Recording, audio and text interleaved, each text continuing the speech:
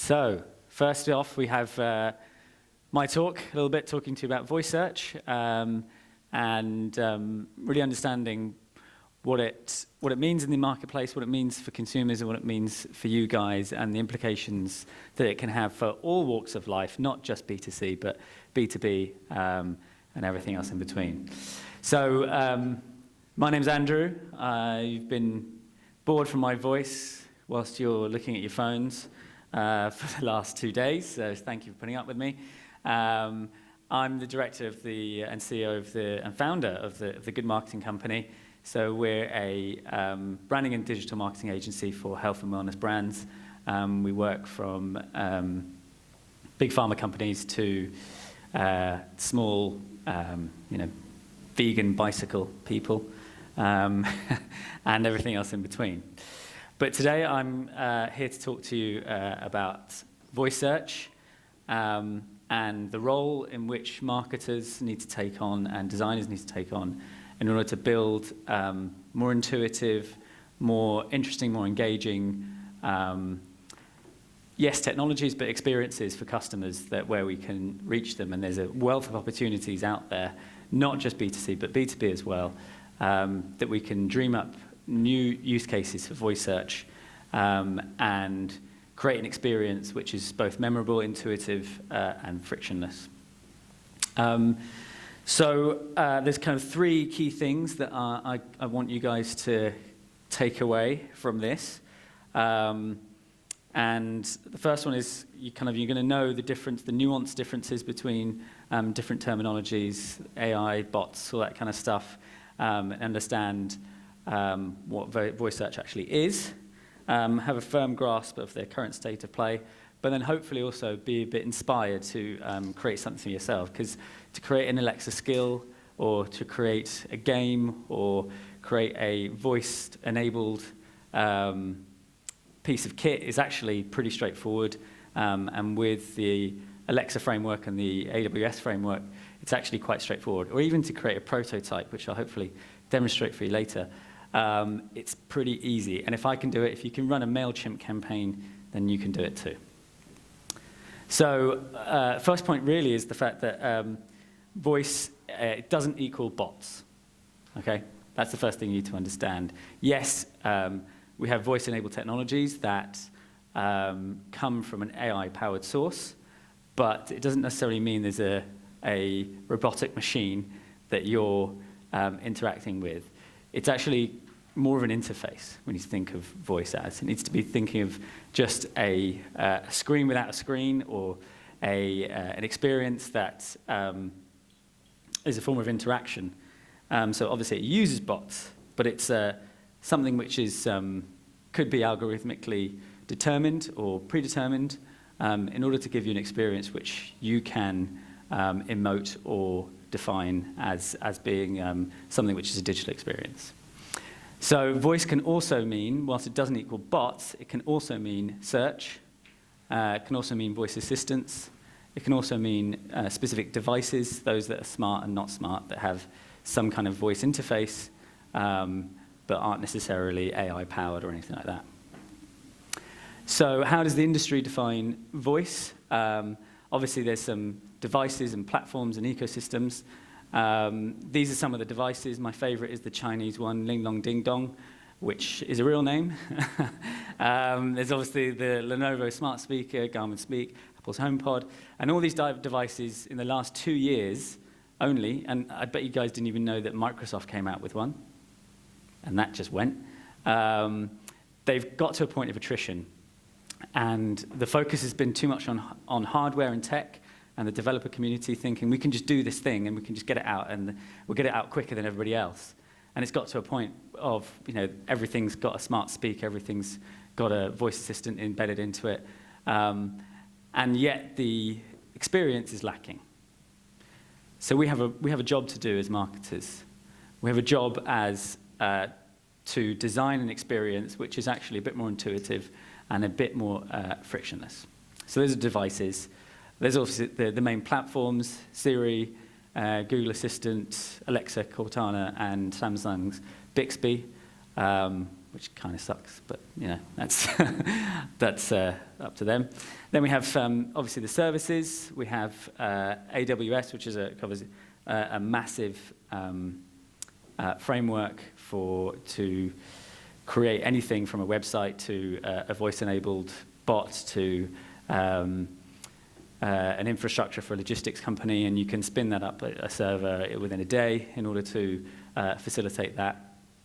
IBM Watson is an AI-powered machine learning tool from IBM, which focuses on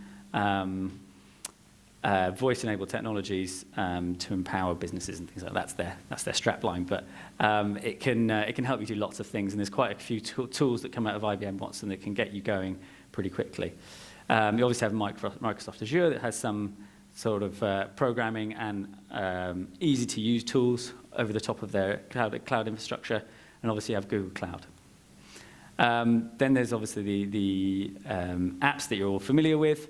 You have Alexa Skills, you've got Google's Assistant, Actions, you've got Cortana Skills, Siri Shortcuts, slash their HomeKit, and then you have kind of native applications within particular devices. And I'll talk about a few of those later on. So those are kind of the industry definitions, but my kind of definition as well for kind of the interface is a kind of a way to find something.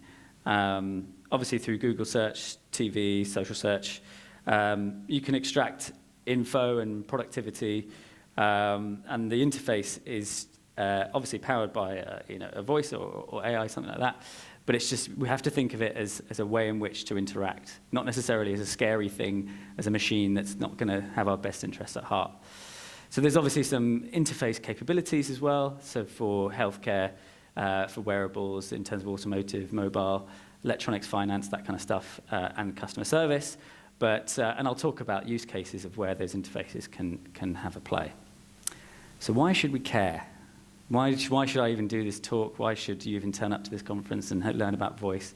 Why should we even give a damn when the technology is going to move on so fast and it's not going to have any pertinence in 2 months' time? Well, there's some stats to kind of help out with that. So from Byte Local, they say more than 20% of voice search queries are triggered by a combination of only 25 keywords. Okay, so there's going to be some information about keywords coming up. There's a global market voice of search devices which grew 187% in Q2 of 2018.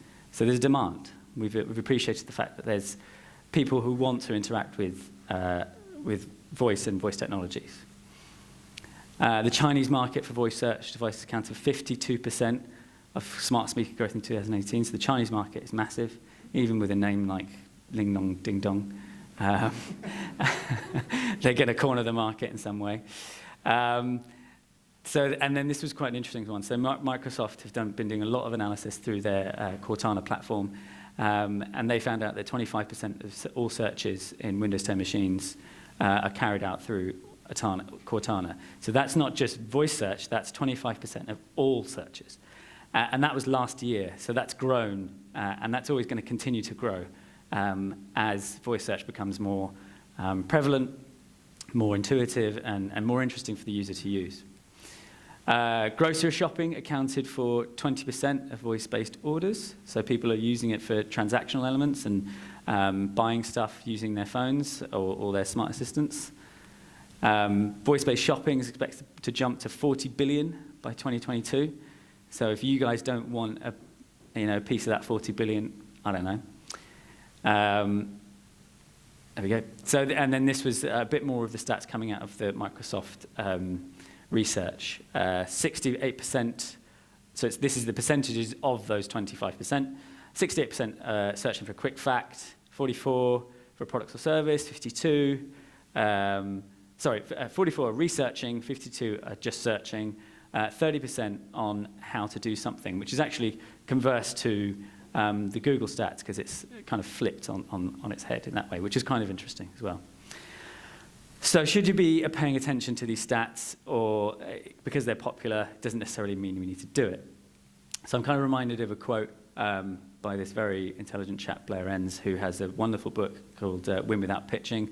So you should actually read that if you're interested in sales and kind of sales psychology, because it's a really good way to actually sell but not sell to people, and it's a fantastic book. But anyway, he says, whenever you find yourself on the side of majority, it's time to pause and reflect. So I think we're at that point already where we need to kind of pause and reflect and see how we use this technology, see if those stats actually make sense, and see what are the use cases we can dream up in order to make better customer experiences, and define our brands as something that has a competitor advantage.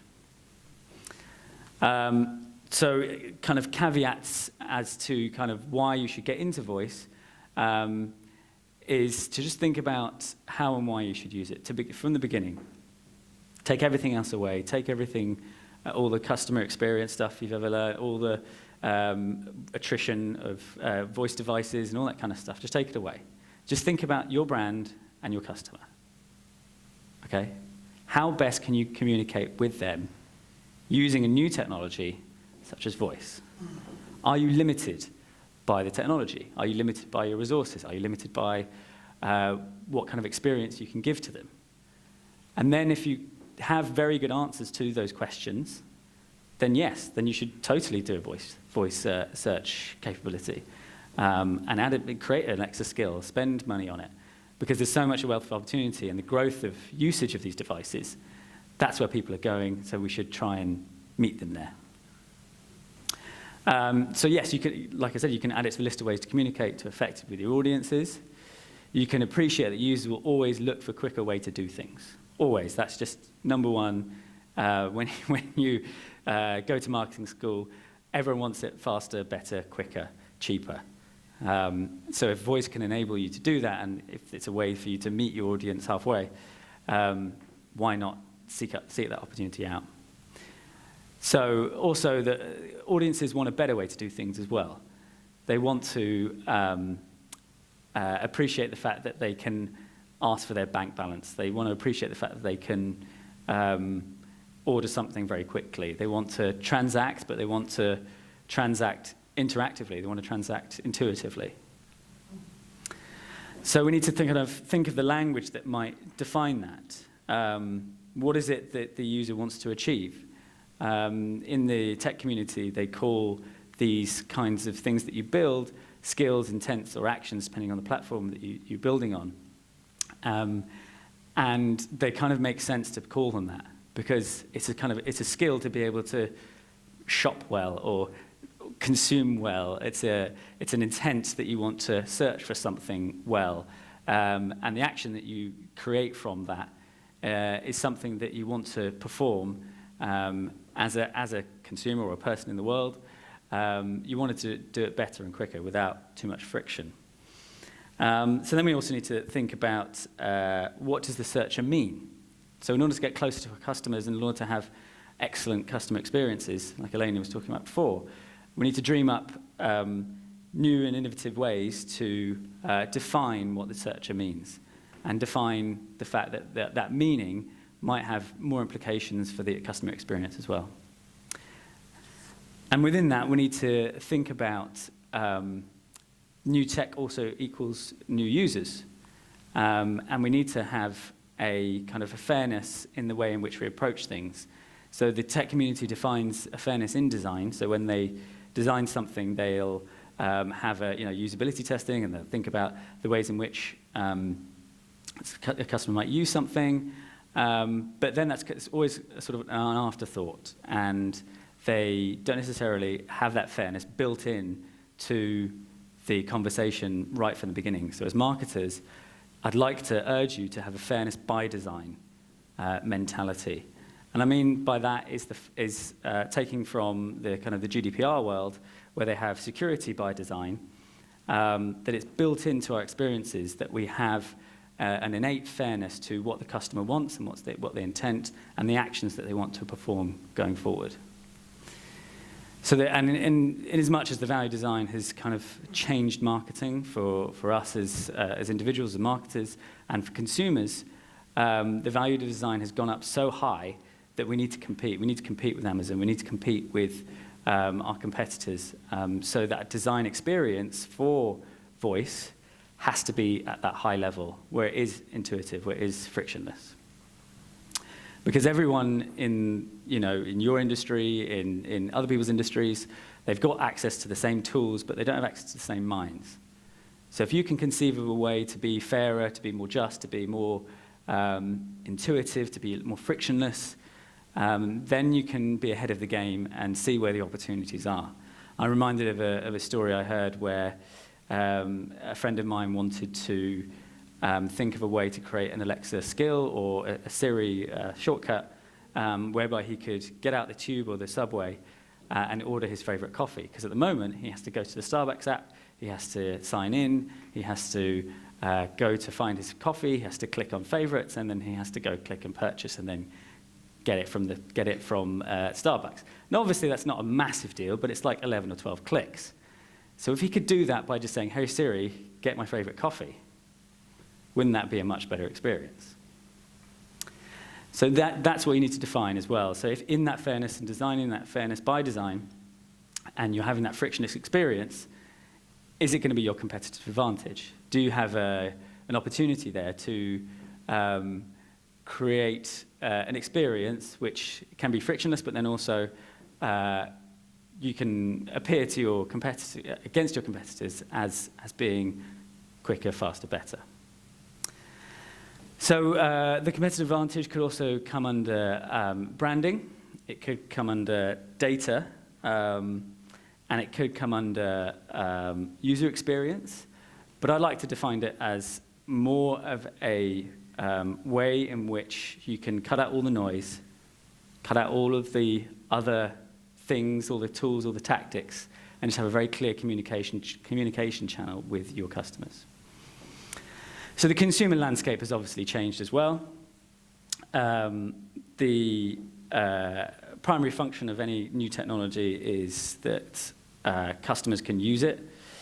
But there's kind of three, I guess, sub-landscapes that I'd like to kind of define. So the first one is kind of embedded experience, where you have Alexa or something like that, or Google built into a piece of hardware. The second is multimodality, where you have a screen and a voice assistant, and that has some considerations. And then you have mobile equaling mobility as well. So in terms of embedded experience, this is the Garmin Speak. This has Alexa built into it. But what's interesting about it is they've kind of bypassed all of the rudimentary things that you would have to do in order to get something built into a car. So you'd have to go to the auto manufacturers, you'd have to go to BMW and ask, can we do this? Then you'd have to have validity experiments, and you have to go through a whole 2-year process in order to get there. But they've bypassed all of that and taken an embedded experience and put Alexa in the car straight away with Garmin. And this took like 6 months to get from idea to realization. So the narrowing of time and space between ideation to product realization is becoming that much quicker. And in order to compete, we're going to have to become that much quicker like this. And also, in fact, that it's relatively cheap for a consumer as well. So it's not like the TV market where they release a $3,000 television and then it comes down in price. They've already got to the come down in price, so it becomes consumer-centric and consumer available. So in that way, they are thinking about this kind of fairness by design. And also, one of the other examples is the fact that Cortana can then be taken over by Alexa. So you can download to your PC Alexa to have it as your preferred experiences, your voice experience, sorry. So there's some interesting things going on with Amazon and Microsoft. The fact that when you search for something on an Amazon Echo, it comes up with Bing results, and the fact that you can download Amazon Alexa to your PC. Where that goes, I'm not entirely sure, and what that relationship entails, I don't know. However, it's just something to watch out for. When you create an Alexa skill, you might be creating something for the PC, for the desktop, for something which isn't necessarily just as an Amazon Echo skill. That does also lead to some confusion. So when you purchase a PC or you have an Android device, it's possible that you could have 3 or 4 or 5 voice assistants within your machine. I know on my phone I've got a Google Assistant, I've got Bixby, I've got Alexa. So where does that leave us as consumers? And how do we then, as a brand, then kind of proliferate for all of those experiences? So there is some confusion. We need to think about that as marketers as well, of what those definitions are and where we kind of place our attention for voice and voice search. So multimodality, the fact that you can have a screen and voice experience does add some complexities to the operation. But then again, we need to think about what it means for the user and how that fairness by design can create a seamless experience. I know lots of people will use, I think it was Shazam that kind of, was it Shazam, is that the tool? Where you could search for things by voice. You could put it up to your TV. It was right, Shazam, yeah? Is that it? I just keep thinking of the film and Shazam. Anyway, so we need to think about multimodality. We need to think about the communication between voice and screen, and then what that means for the user in terms of providing a voice, secondary voice feedback to the voice input as well.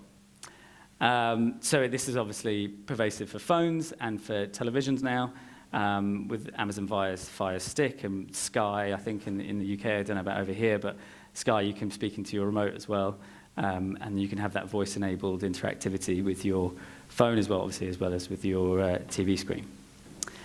The third category is mobile interactivity. So it's not just the phone. When you think about it, is something where it's convenient. So it's being available and accessible where your device is and is not. So it's in the home, it's on the walk to the station, it's on a mountaintop, it's anywhere where you can be able to access voice and then have that as a convenient tool to be able to compete in this kind of omni-channel, multi-directional platform experience that you might want to get involved with. So that's something, and a consideration from a consumer's perspective is you're going to want to search for stuff wherever you are and maybe not necessarily take out your phone. You've got to think about earbuds, you've got to think about the technologies that could come out in a few years of smart earbuds, for example, where you might not need the phone. Already, smartwatches are becoming that much more connected to networks where you don't need the phone. So if you have an Apple smartwatch and the earbuds, in next year, probably the year after that, you could get voice-enabled experiences which are outside, which are in a forest, for example, which are in a museum. So then also mobile in terms of interconnectivity, there you go, needs to graduate to interoperability. So things being connected is one thing, and we need to take the wired network analogy, moving to the cloud, as being our analogy to move voice search that much further on. So this is an example of Apple shortcuts that can get you somewhere to connect apps and connect experiences, and then on Android you have tools like if then this. But then that can only take users so far. So they connect apps, they turn off the lights, they turn on their music when they come into the room, and it has some form of automation of your life experiences. However, it's not intuitive, and it's not a clean experience for the user. It can only take you so far. So we need to move from what's transactional to what we want to become frictionless. So we need to assume that if voice is an entry point, what is it that we can do? What is it that we can intuit for our customers in order to make a better experience, overall? So we need to think about some limitations. So there's no screen, there's no touch. Hearing does not necessarily equal reading. Speaking doesn't necessarily equal typing. There's a limited button interface because you might have one button to enact the voice, or we might have one command, then it's kind of up to us to think of those things that are going to be commonplace in order to create a standard. So in the UX world, they obviously have navigational buttons. They have things that can translate quite quickly into actions that someone can perform. Sorry, excuse me. So we need to borrow from that, those navigational elements, to create verbal cues for frictionless experiences. So this is a map of what that might look like. And in terms of designing for voice, we should kind of follow the language of intent, or the logic of intent as well. So we need to think about where a user might start, how they then have a command, what that command might mean, and then the navigational elements, the choices they get in order to have a seamless, frictionless voice experience. However, there is a bit of a caveat with this. So there's a rule in the developer's world, so more choice given is proportional to the complexity of the application. So we need to think about that as users gain more choice, your system becomes more complex, or your experience becomes more complex. So they need to have very easy to use tools and standards to follow for this. All right, so where do we start with voice? How do we even begin with a voice experience? So what I would suggest is understanding the consumer market, understanding the market as a whole in terms of devices, but we need to start thinking as opportunities. So obviously, yes, we can start with the basics: transaction, how-tos, search, and I'll talk about getting improvements on your website to prepare it for search. But we want to make an experience as intuitive as searching for something on our phones, for something like, Alexa, how do I make pancakes? To take in data points such as geography, where you are, how you're feeling, in order to give you the right and relevant and appropriate experience. So for example, Alexa, how to make pancakes, you could get a result from Coffee and Coconuts in Amsterdam as you're here, and that's a completely branded experience and a brand opportunity that may not have existed 2 years ago. So Coffee and Coconuts could make a skill to say, this is how we make our pancakes. Would you like to book a table? Would you like to find out more? That kind of thing. And the commands for that are this can understand and can fulfill within the Alexa skills thing, which is actually, it's a very straightforward, intuitive thing. So we also need to think about contextual elements in terms of, yes, geography, and feelings and where you are in the world, but you also need to think of omnichannel. So this is a mock-up of something we did for Pure Gym, of an ad placed in an airport, thinking about when someone's traveling, can you then, yes, have a brand opportunity to be able to do something, but can it prompt you to use your Alexa to ask Pure Gym about your next PT session? Now that's something quite intuitive and something that's quite geographically sensitive as well, because you can only go to your gym when you're near your home. But if it's something that can remind you as a brand opportunity that outdoor shouldn't necessarily just be about brand awareness, but can also be about something to remind you that the brand exists, but then it uses technologies as well. So we need to think about the omnichannel presence as well. So then about payments and finance, that's obviously gone a bit weird.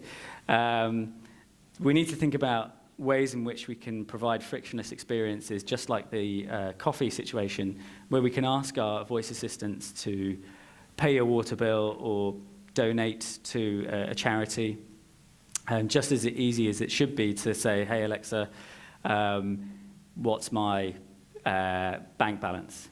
And at the moment, we can't necessarily do that because of some privacy laws and things like that. But I don't see it to be that far away when we can actually do that pretty quickly.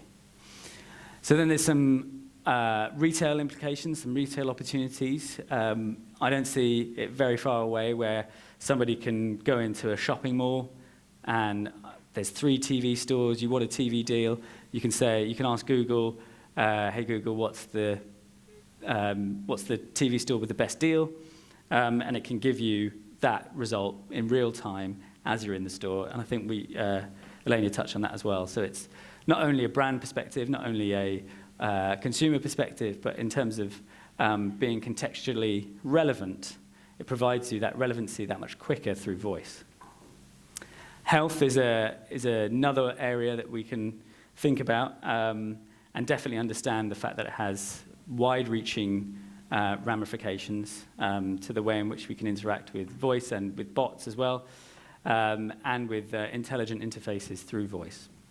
So there's a company called Saycara that's been cut off a little bit, who do this for doctors, where it records the patient interaction, and then afterwards it will give the doctor recommendations on how to deal with the patient in the best way. So it cuts down on admin, it cuts down on all that kind of stuff because it goes straight to text, and it works with all kinds of doctor admin tools as well. So it's very cool. So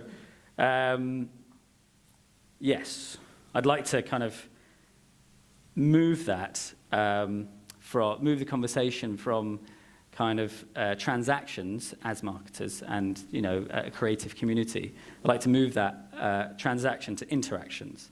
So a common place where we can have contextual conversations that actually mean something, that are fair by design, and actually give us something of use. So we're developing this sort of health thing, and if you bear with me, hopefully it's going to work, whereby we can imagine a future that kind of sounds, I'm going to try and put this up to my phone. Okay, so I'm going to give a command, but it's kind of a prototype, so bear with me. Okay, Google, what's my latest EKG mean? Oh, no, wait. Let me take a look. Can you hear that, guys? No, hold on. Is that going to pick it up or not if I do that? Hold on. Let me just get this. All right. Alexa, what's my latest EKG mean? Let me take a look. It seems as though your peaked waves are not as common as in previous months. Oh, what's wrong? Try not to worry, Andrew. Let's think this through. Let me ask you a few questions. Are you stressed? Yes. Okay. Have you had any major life changes? I'm up on stage at Digimarcon at the moment. Okay. Have you changed your diet in any way? I had a curry a few days ago. That's funny. Oh. Okay, I don't think there is anything to be alarmed by, but I think we should schedule an appointment with Dr. Smith. Okay. Is that okay? Yes, yeah. Great. I have checked your schedule and you are booked in for the 13th September at 3:15 p.m. Okay. Shall I send directions to your phone? Yes. Okay. I have also sent Dr. Smith your last 3 months' worth of readings so he can take a look before your appointment. Also, Andrew, should you be concerned, which it sounds like you are, I have analyzed over 30,000 records of similar people with your age and physiology, and these types of readings have shown not to be too concerning. Is there anything else I can help you with? No, that's fine. So I think you find if we have that kind of experience oh, thank you, yes, thank you. Yes, thank you, machine. Yeah, exactly, yeah. If we have that kind of experience for our health, what can we do for our customers in a very intuitive, contextual, layered conversation that brings the technology forward, and we can have a deeper understanding of ourselves, but then also the relationship we have with machines too. So one of the ways in which brands can then start with is kind of, yes, we can dream up elaborate situations and contextual things, and we can start with that, and we can have Alexa skills where your customers don't, and we can dream up situations like I just demonstrated. But I think we've got to start with the basics, and we've got to start with optimizing your site for voice search queries. And we've had a talk yesterday that kind of went into it a little bit more. But we need to think about how that's going to affect our site and what we can do in order to optimize our site for that. So voice search is 76.1% longer than text search. So when you think about the ways in which we can add in possibly a bit more text or contextual queries into our websites that are going to be a bit more long tail and a bit more conversational as well. Obviously, there's an increased speed, where 61% of increase in growth has been geared towards questions. So who, what, when, where, how. So we need to pose those questions on our website and then answer them at a greater speed. With industry relevance and in-depth know-how and how-tos as well. And that should be part of our kind of optimization strategy of our websites, is appreciating the fact that not all users will be looking at your website in the same way or interacting with your brand in the same way. So your website is the first place you start with providing that industry relevance and in-depth how-to. And also being authoritative as you possibly can. So if you can draw on different resources, if you can have references, that's the word. If you have references applying authoritation to what you've said, then all the better. So then it's also a focus on long-tail keywords. There's not necessarily an emphasis on being concise or truncating, which is kind of, truncating is just having very small bits of text at the top where you kind of minimize the paragraph, because if that's going to make up your featured snippet in search engine results, which is going to be the premise for voice search, focus on your long-tail keywords, focus on things like, why are my tomato plants turning yellow? And have a higher conversion rate, but then a lower competition. So also you need to think about making your site really fast. It's one of the biggest indicators for a search engine results being higher or lower if your site is very fast and very secure. Obviously, the move to mobile first index and connectivity, people aren't always going to be in 4G areas. They're not always going to be super connected. So your mobile first sites and your mobile first thinking needs to adhere to the way people are using their devices as well. So obviously there's a couple of things in terms of security you need to think about, and speed. There's making sure you've got your SSL certificate sorted out, HTTPS. Use tools like TinyPNG.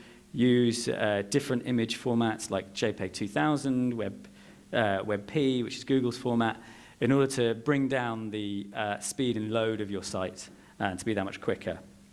Also think about, and this is more of a technical term, but something to pass on to your developers, think about putting all of your tags and all your JavaScript and all the fancy things that make your website look really cool at the closing body tag, so everything else loads first and your site will load that much quicker.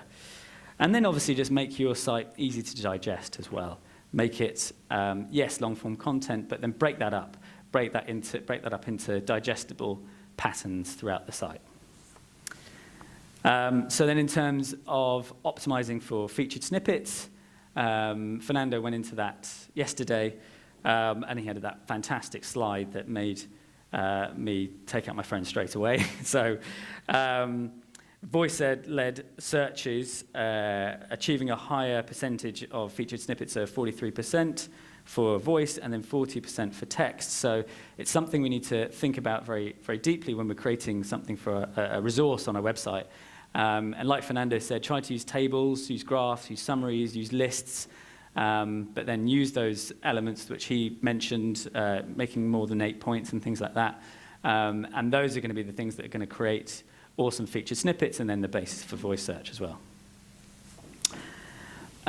So this is Jennifer Slegg from SEMrush, and she said that Google reads featured snippets aloud, beginning with, according to this site, we found this information on this site, on this website, they say. So that's a massive brand opportunity for you guys to consider when you're creating a voice optimized site, is to have that kind of brand opportunity in mind, because that's what's going to come up when someone searches for that search result. So according to SEMrush and Moz, they say that an average length of a feature snippet is about 29 words. So you need to kind of, yes, make it concise, but then think of those quick answers that are going to be able to kind of appear on feature snippets results as well. So Schema.org, I don't know if you're all aware of it. It's just a bit of code that you can put on your website in order to have more real estate on search engine results.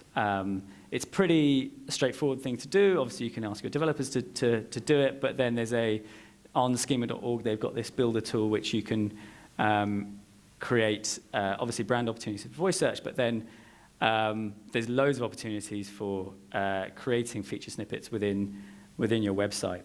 So it's recipes and how-tos are a really great thing to do because they pulled in aggregate ratings as well that you use in search results. And there's a new Schema.org property which is called Speakable, and that's something you can actually specify what should be spoken and what should be set as text. So these are the kinds of things that you can put in the Schema.org, and there's obviously these Schema.org things that you put on your website will be taken into Cortana and Google Assistant. So it can be an article, a breadcrumb, book, carousel, a product, for example, corporate contact. So that's actually quite useful if you're a CEO of a company or if you're an ambassador for your brand in some way. You can put in this corporate contact tag, effectively, onto your page, onto your team page or anything like that, and that will appear in results as well. So not only for text and screen, it's going to take up more real estate, but it's also going to be said for that. If you say, who's such and such CEO, that's something that's going to be spoken to you from your assistant. I'll get into FAQs in a minute, because that's really important and a massive opportunity that not many people are using. Obviously, there's job training, local, business listing, movies, logos, Q&As, recipes.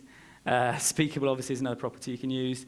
Subscription or paywall content, that's quite interesting in the fact that you can tell Google that there is that kind of thing going on. It's helpful for customers to understand that's going on. Top places as well, and then obviously video. So then FAQ scheme is really important. Gaining traction on an FAQ page is massive, especially if you have some sort of product interaction and have some kind of consumer touch point where people have to transact and communicate on that basis around your product or brand. So the FAQ schema does take up loads of real estate on search engine results pages because it will actually appear there. So you can have your FAQs appear on the page, and we've done it for a couple of brands, and it's really useful. But not only that, that can be a building block for an Alexa skill. It could be a building block for voice search as well. All right. So then Google My Business is another one. Properly defining what your Google My Business property is defines clear index entries on the Google results page. Properly defined marked up pages may be eligible to have rich results as well. And also they can have actions on Google Assistant. So any examples of that are very straightforward, but then most of search is based upon location. I think someone said, oh no, that was it. Benny, I don't know his name, Agarwal, I don't know how to pronounce that. He's the president of Milestone. He said that 82% of mobile search is local. So we need to optimize our Google My Business pages to be able to return that result so people can find what they are looking for nearby. And if you have voice as well enabled, Google's going to get that result from your Google My Business page. So hopefully that's given you something to think about, and I know I've kind of raced through that a little bit, but let's get to the kind of the mastermind thing, and I'm open for questions. I'll turn that off in a minute because that's a lot of me. And I think there's my daughter in there somewhere. Oh, and Ernie as well. Question, go for it, young man. I was wondering concerning the voice search. Oh. Andrew, I think it's working, yeah. It's supposed to work, or like it's supposed to be working interesting.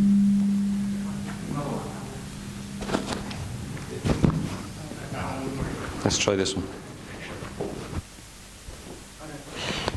I don't think it's okay. It's working. There we go. Okay, thank There you. we go. So concerning the voice search, the what you discussed, I'm mostly myself working on AdWords, and I'm kind of wondering the application that it can have and whether you can create a campaign in AdWords using this tool like the voice search, and having a thing like voice term reports, like we have for text, for example, or whether this voice search feature is only for SEO. That's the question that I have. Right. There's no indication yet that it's going to be applicable to ads. However, with anything that comes up as a new technology, ads are not far behind. So there is implications certainly on creating voice experiences on platforms for advertising, like Amber mentioned yesterday on SoundCloud or Spotify or something like that. So in as much as you need to create an experience for your brand, it's thinking about how your brand can sound. So how does your brand, your brand sound? What's the tone of your thing? When we have that doodle-doo, doodle-doo, we always think of Nokia, don't we? So it's thinking about those kinds of things that are going to be brand sounds. And that could be in advertising on specific platforms, or what that brand sound might be. But I would apply it specifically for advertising platforms, not necessarily for kind of a brand experience. So I don't think ads are there now. But might be in the future. You think? Maybe in the future. They're always not far behind. Someone needs to monetize something. I do see the somewhere. potential for it, so it's quite surprising that it's not available yet. But because Yeah, I mean, I can see it as driving advertising to a voice experience. That would be something, and I think that's really interesting to do. And as much as you would advertise towards content, any content, and one of the tactics we use is to drive ads to for our clients. This is what we do for our clients. Ads to content that people have placed on other websites, not their own website, in order to gain authority and backlinks and that kind of stuff. So if you could try and think of it as an ecosystem of sound content, for example, and you have an experience that you want people to listen to, great to use advertising. And the outdoor example for Pure Gym that I showed you, use ads in order to incorporate some kind of experience where you can use search as part of the advertising experience. So whilst it's not like Google Assistant, or you say, hey Google, it's not going to, my phone just went off when I said that.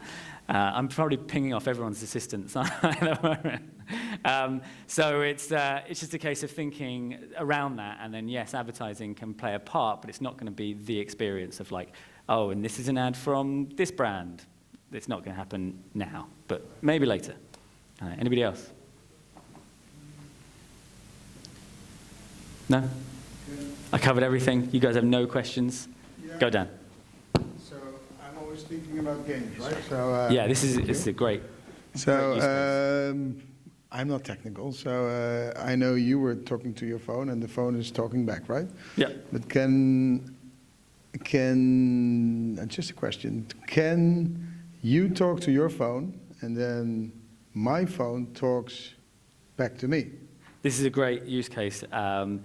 There's definitely an opportunity to do that in a way of through an app probably at the moment, I'd say, where it's a voice experience where you can use, you can embed Alexa into, you download the SDK and then you can embed it into your phone or an app. So you can use the Amazon App Store to be able to kind of facilitate that. So then definitely there's a game for voice where you can have some kind of an AI interface whereby it intuits answers and questions. If it's some kind of a game where it's a voice-based game, it's totally perceivable and doable now. All right. There's ways to do it. There's loads Opens of ways. up Yeah. opportunities. And there's you can create Alexa skill games as well already. You can do if that. I don't have her phone number, which I don't, via Bluetooth, could I make sure that her phone is saying something to her that I've been saying to my Potentially, not at the moment. The APIs aren't quite there, but yeah, it's coming. It's coming soon. Nice. But then I was thinking a way around that would be to do, you download an app and then you're both within the ecosystem. So then you have a voice-enabled app that has that kind of thing. And it's certainly available within the Amazon ecosystem to be able to create something like that. And the other way around, it's just talk in person, right? You could talk in person. You could play a game in person. Yeah, exactly, yeah. But the future's definitely there, and we can certainly dream up something as creators to drive the conversation forward to be a bit more fun or frictionless or exciting or interesting. Anything else, guys? Voice search? And in terms of other applications as well, I know a bunch of you are B2B, and you might not think this applies to you, but it definitely does. The amount of applications you can create, logistics platforms, things that are going to make people's jobs easier are endless. You know, the amount of feedback tools you can create and finding tools that you can create within an organization. Where does this person, hey, Alexa, where does this person work in a massive organization? And it'll come back with an answer. But that could be based on an intranet, that could be based on any types of infrastructures that you can already have within your company. I know a company who's created an Alexa skill for a logistics brand where they have depot centers all around the world, and they need to find things very quickly, and they can do that through installing an Amazon Echo in each depot. And actually then it communicates with all of their people's phones and then alerts them when they need to be near something or you know, away from something or anything like that. So there's loads of use cases beyond what I've already said, and certainly in a B2B context can allow you for awareness, can allow you to get brand recognition, can allow you to get in front of your customers. And if you create an Alexa skill, you're going to be the first. If you do it today, you're going to be the first person to have done that within your organization, within your industry, because no one's doing it. Everyone thinks it's beyond them. It's not that hard. Sign up to the AWS platform and just play with it. And I think Catalin already said, if you're not experimenting, you're not adapting, and if you're not adapting, you're not surviving. And then you'll die. And that's it. So ending on that note, any more questions, anyone? No? All good.